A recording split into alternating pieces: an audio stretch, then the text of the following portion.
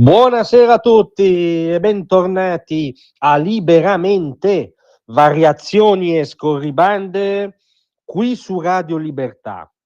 Allora, Donald Trump ha trovato un game changer nel gioco macabro ma necessario con Vladimir Putin per fermare la carneficina in Ucraina? Beh, a quest'ora di stasera sembra proprio di sì. Stamattina ci eravamo permessi di notare una niente affatto irrilevante, anzi potenzialmente decisiva sparigliata geopolitica che aveva fatto Trump, accompagnando le sanzioni annunciate ai giganti petroliferi russi, quelli che mantengono lo sforzo bellico del Cremlino, con la dichiarazione per cui si perdeva tempo a incontrare Putin in questo momento. Parlerò direttamente di Ucraina con Xi Jinping, perché Xi Jinping ha una grande influenza su Putin.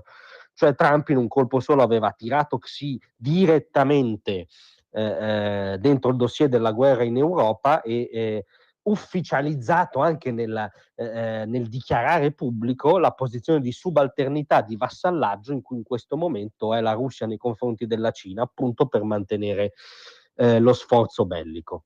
Ebbene, cosa è successo? Notizia di pochissimi minuti fa.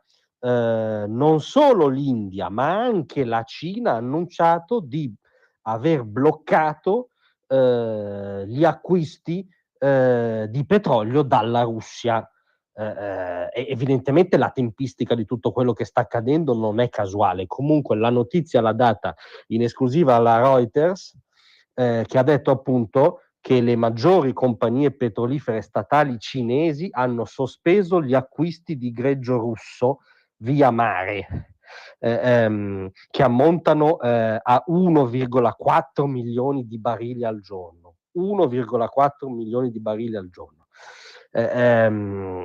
E la decisione arriva mentre l'altro cliente chiave in questo momento della Russia, cioè l'India, ha già annunciato tagli drastici alle importazioni di petrolio russo, appunto per evitare i contraccolpi di queste sanzioni, che non sono le solite sanzioni retoriche o pseudo tali, per intenderci i pacchetti in serie dell'Unione Europea. Sono sanzioni che vanno al cuore del sistema e dell'apparato statale della Russia, che hanno innescato, insieme alla dichiarazione di Trump su Xi, questa reazione imprevista in queste, soprattutto con questa reattività della Cina.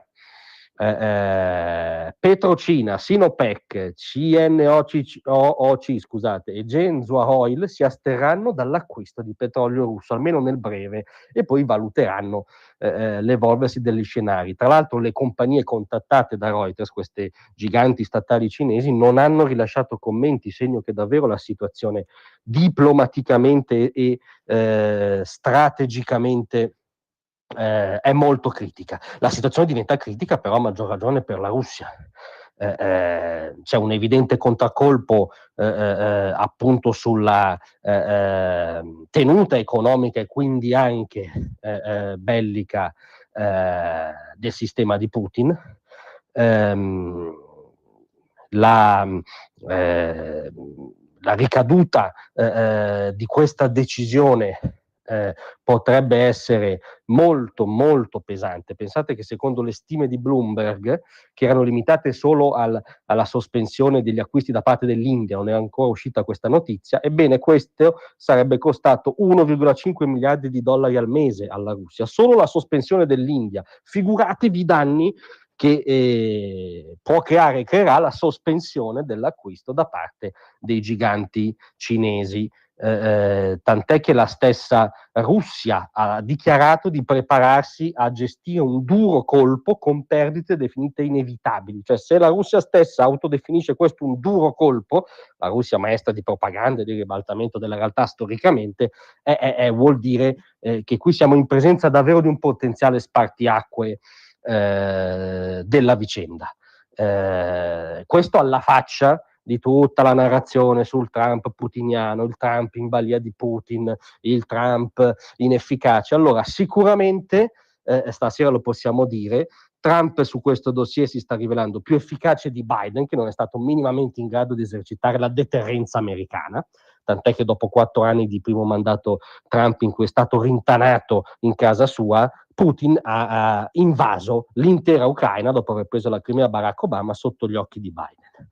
Sicuramente Trump si sta rivelando più efficace dell'Unione Europea, che in questi anni ha fatto retorica bellicista, anche oltranzista, anche eccessiva, perché poi non sostanziata da nessuna credibilità al di fuori dell'Alleanza Atlantica, quindi del legame con l'alleato americano. Ha approfittato di questa crisi per ventilare l'esercito unico, le spese per centralizzare anche la difesa a Bruxelles, ma non ha avuto nessuna ricaduta pratica sul terreno e a favore dell'Ucraina, molto nella retorica ma zero nella pratica.